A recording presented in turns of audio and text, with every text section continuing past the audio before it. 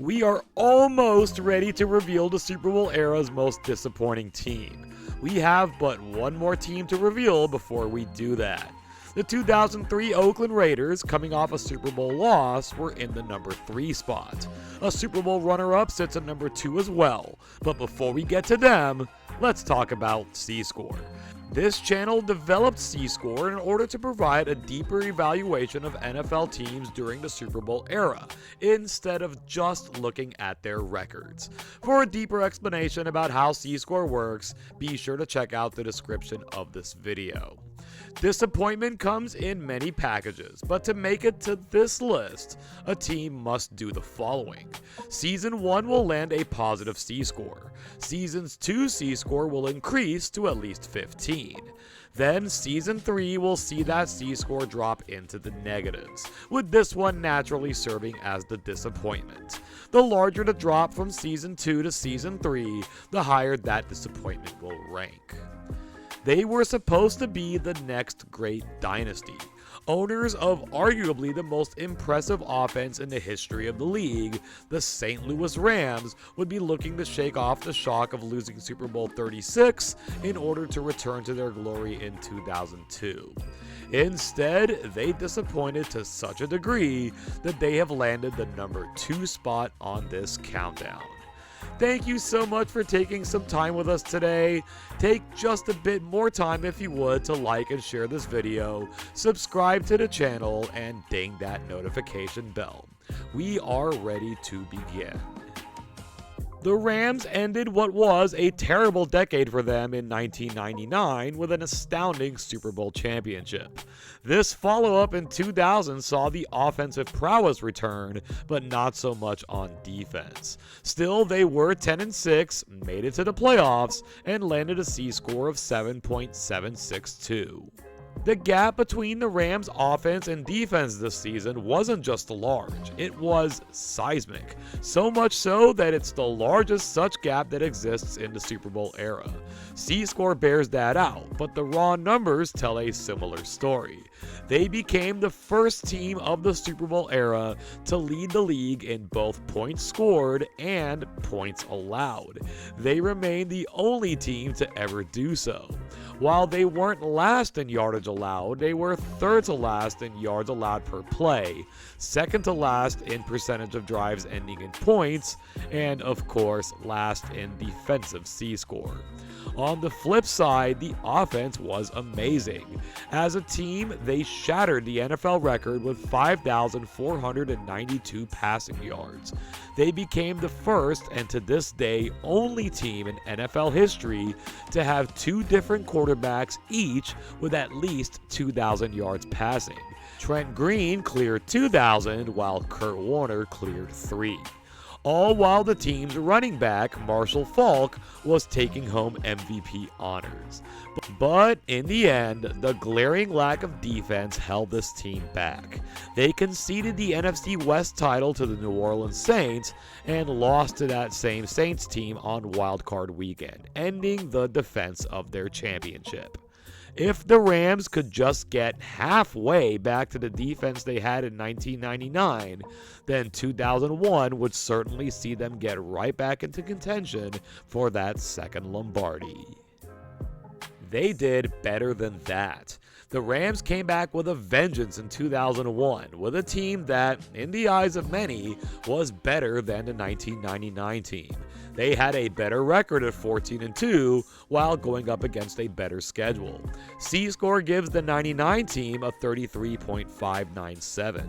C-Score gives this team a 38.424.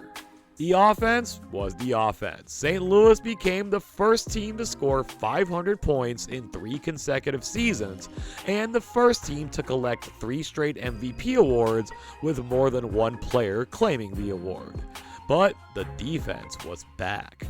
The main reason was the addition of future Hall of Famer Aeneas Williams, who had arguably the best season of his career.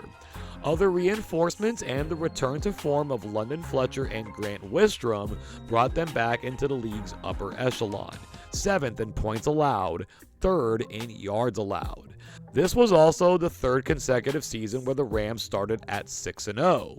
Instead of losing 6 of their next 9 like the 2000 team did, the Rams lost just twice more the rest of the way. Single possession losses to the Saints and Buccaneers, with both of those games incidentally at home. Their 14-2 record landed them the NFC's #1 seed, where they dismantled the Green Bay Packers 45-17 in the divisional round. In this game alone, the Rams had 6 more interceptions than the 2025 New York Jets had across their entire 17-game season. A tougher and closer game with the Philadelphia Eagles awaited them in the NFC Championship game, but the Rams had little problem winning and making their return to the Super Bowl after a one-year hiatus. There's a lot to unpack with this one, including the potential beginnings of Spygate and some other conspiracy theories regarding events of the year. Yet, the deciding factor in this one was the monumental mismatch at head coach between the Rams' Mike Martz and the Patriots' Bill Belichick. With one of his game plans already in the literal Hall of Fame, Belichick pulled out another masterpiece in this one. The Patriots were Super Bowl champions, and anointment of a Rams dynasty, seemingly a foregone conclusion, had to be put on hold. It would be on the 2002 team to bring that back. There have been worse teams than this in league history. In fact, we rank 7 different teams in 2002 alone below the St. Louis Rams. But after the season they just endured, after the 3 previous seasons they had just endured, none shocked the system quite like this one. The Rams dropped to 7-9, missed the playoffs, and fell into the bottom 10 in both points allowed and, shockingly, in points scored. Their C-score plummeted down to -8.363. As mentioned, the Rams started each of the previous 3 seasons at 6-0. They almost turned in the exact opposite performance this season, coming out of the gates at 0-5. This was punctuated by an emphatic 24-point loss to the San Francisco 49ers, who they had defeated in 6 consecutive contests. A 5-game winning streak immediately followed, but they had seemingly run out of gas. A 3-game losing streak followed that one, this one punctuated by an absolute beatdown at the hands of the Kansas City Chiefs. The Chiefs' head coach was Dick Vermeil, who only 3 seasons earlier had led the Rams to their Super Bowl glory. 2 more wins couldn't reverse the damage, and the Rams sat with a losing record and no invitation to the playoffs for the first time since 1998. Kurt Warner, the 2-time league MVP, looked less like Dan Marino this season and more like Jameis Winston, unable to avoid interceptions. The NFL is widely recognized as a copycat league, and that Belichick game plan from Super Bowl XXXVI spread like wildfire. Injuries were a factor as well, resulting in his heyday with the Rams coming to an abrupt halt. Marshall Faulk, a former league MVP and one of the most dynamic offensive players in NFL history, also struggled with injuries and would never find his unique form again. The defense took a collective step backward.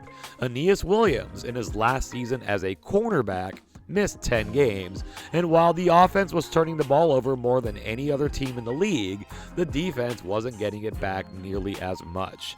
That left their turnover differential at -19, the worst mark in the NFL.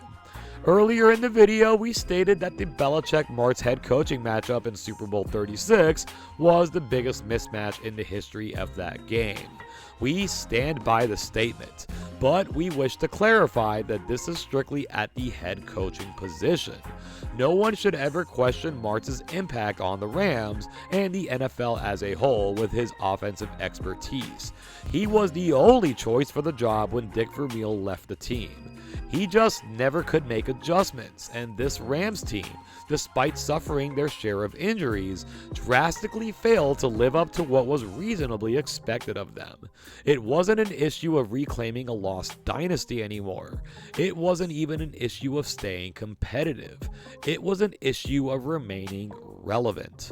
One loss in dramatic fashion on that field in New Orleans sprawled into a massive disappointment from which escape did not appear to be an option.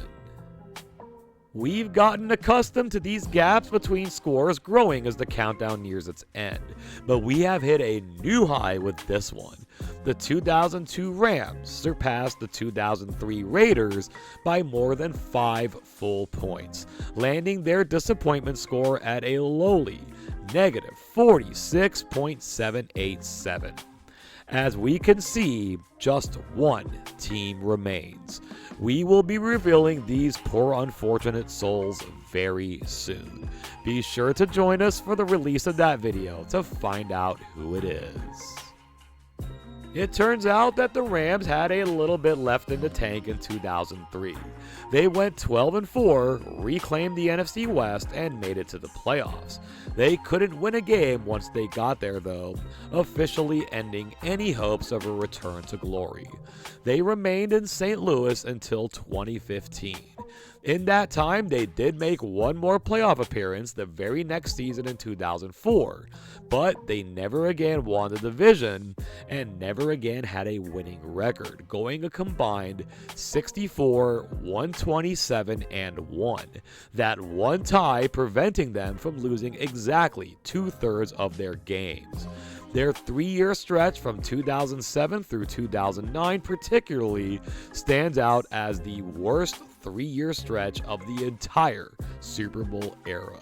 Sheer brutality all around. It all started in 2002, not just in that regular season, but in the Super Bowl that was played in February of that year. Let me know what you think about this Rams team, this era of Rams football, the Rams as denizens of St. Louis, anything Rams related, or anything else you may have on your mind. The comment section shall be your playground. Thank you once again for taking the time to join us today, and until next time, I hope you have an awesome day.